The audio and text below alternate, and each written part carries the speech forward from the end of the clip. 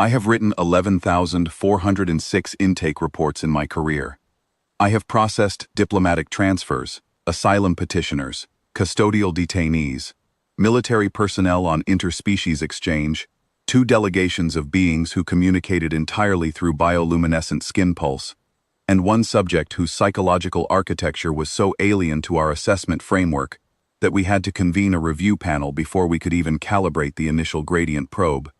In every case, the Keth-VAR compliance block produced a reading, not always the reading we expected, not always one that reflected well on the subject, or on the system, or on the species presenting itself at our intake desk, but always a reading, always a number on the gradient scale, somewhere between 0.3 and 9.8, and always a behavioral category into which that number mapped cleanly: submissive, cooperative, cautious resistant, volatile, aggressive, or dissociative.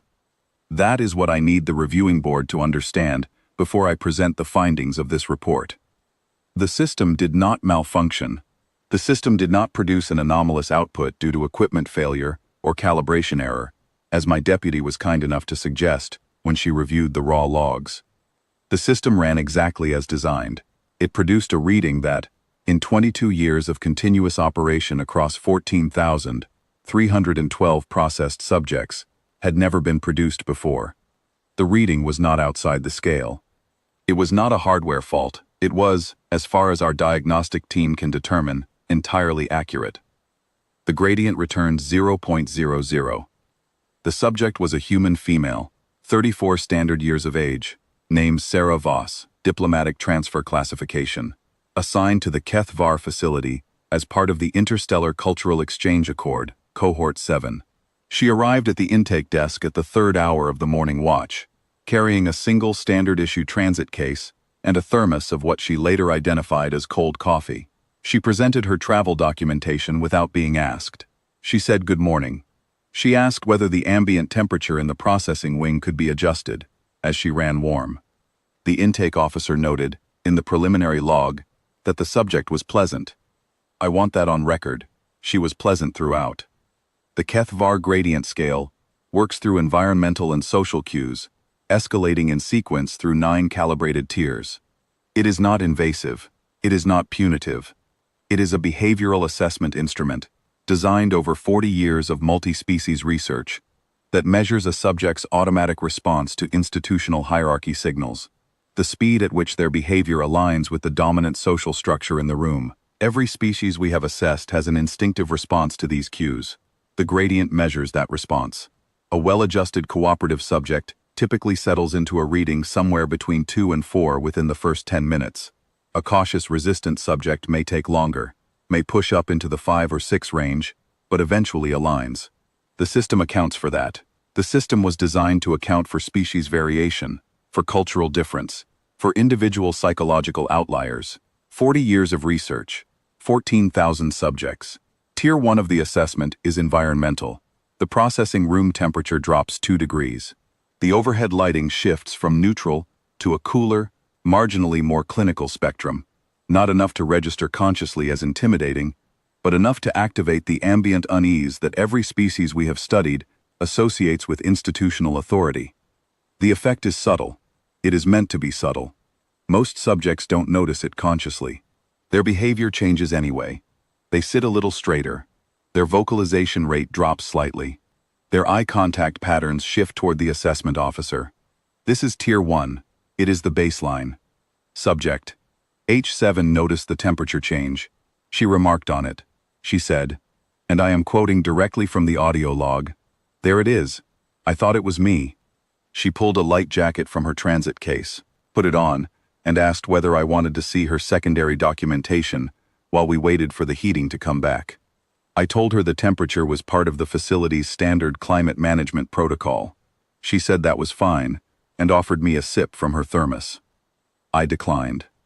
The gradient returned 0.03, which is within the instrument's margin of error for baseline ambient reading. Functionally, this was 0. I moved to Tier 2.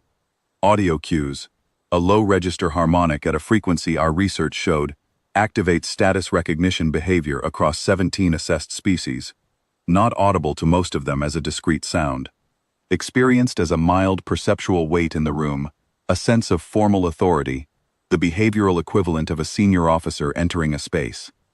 17 species. Every one of them responded within 90 seconds. Posture shift, voice drop, reduced voluntary movement. Subject H7 asked whether I could hear that sound, or whether she was imagining things. I said I couldn't hear anything. She said it was like a very low hum, and that she had a similar sound in her building's water pipes growing up.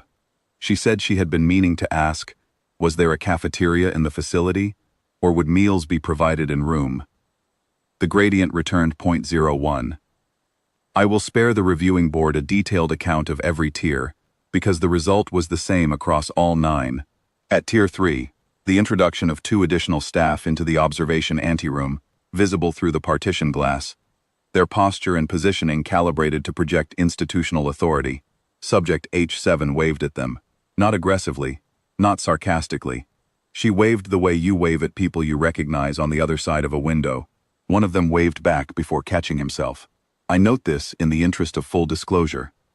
At Tier 4, the assessment officer using formal designation address, third-person reference to the subject's intake number, the deliberate removal of name use from interaction. Subject H7 did not appear to notice the change. She addressed me by name throughout, because she had read it on my desk nameplate. She said my name had an interesting sound to it and asked what it meant in my language. I told her it was a professional designation rather than a lexical word.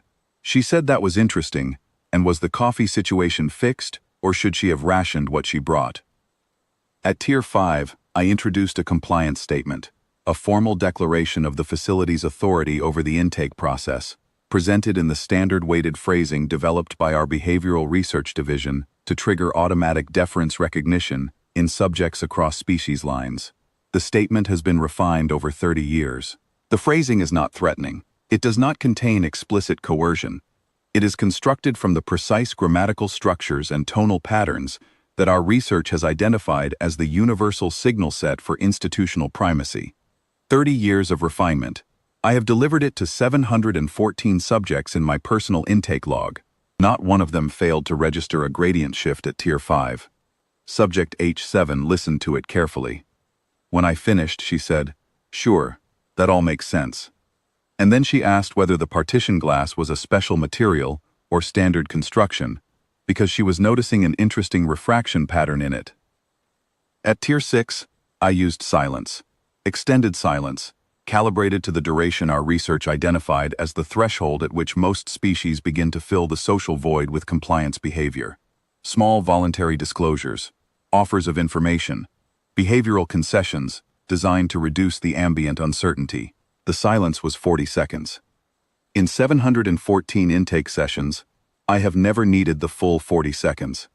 Most subjects begin their compliance-filling response within 12.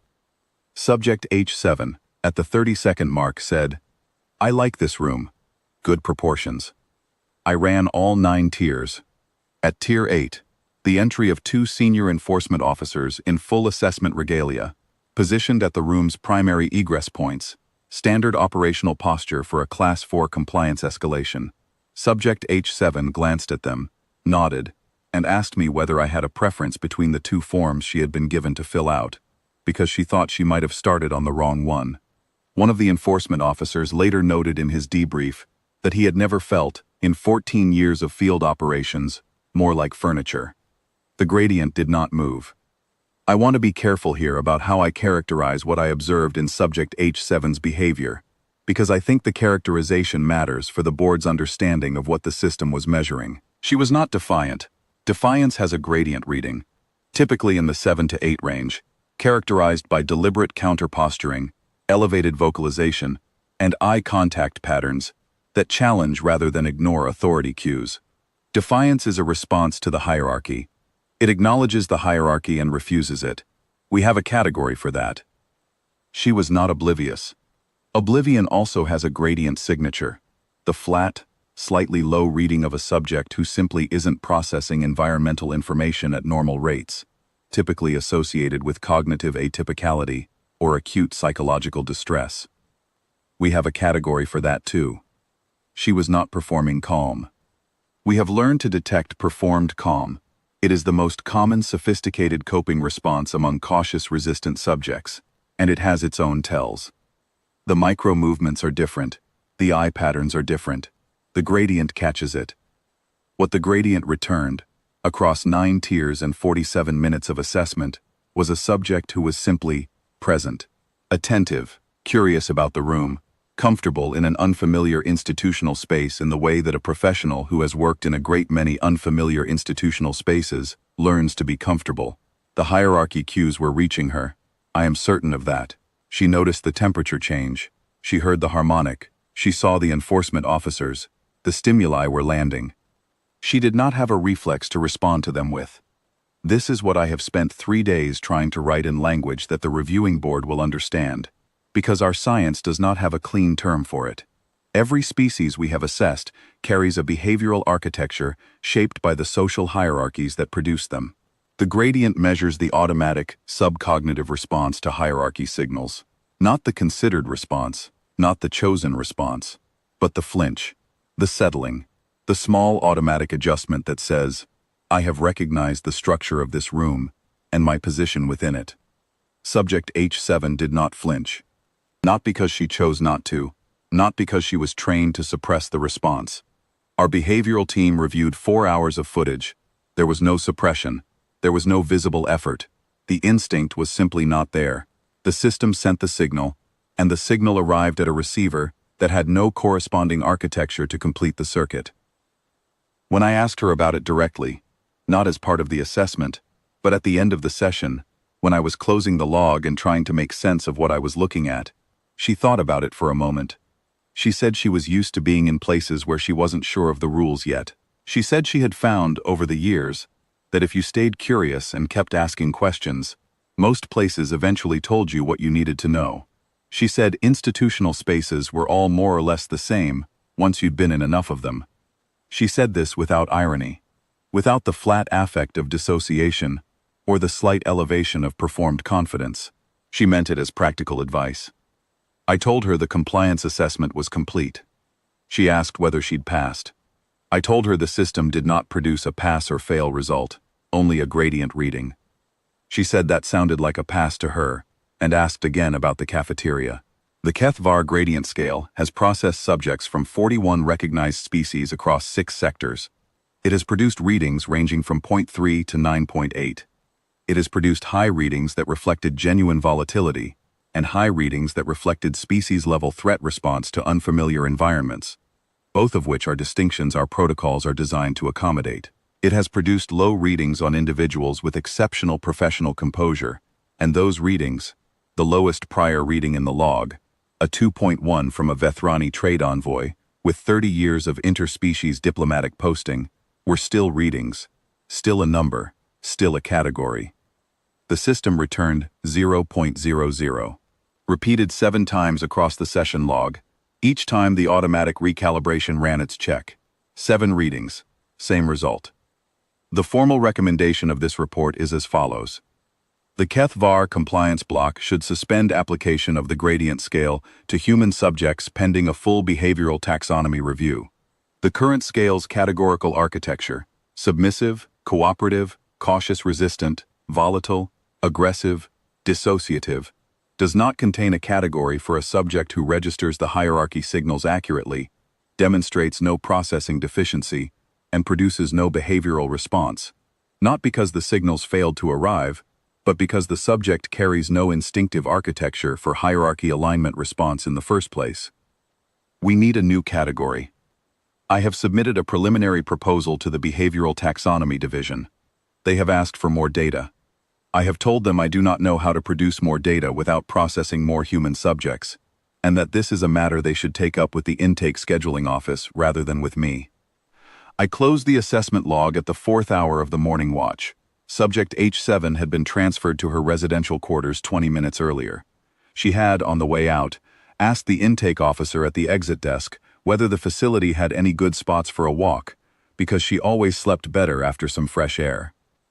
Orvith Droon, Compliance Assessment Director, Keth-Var Intake Block, Grade 7. Intake Report H7. Session date recorded. Gradient reading 0.00. Classification.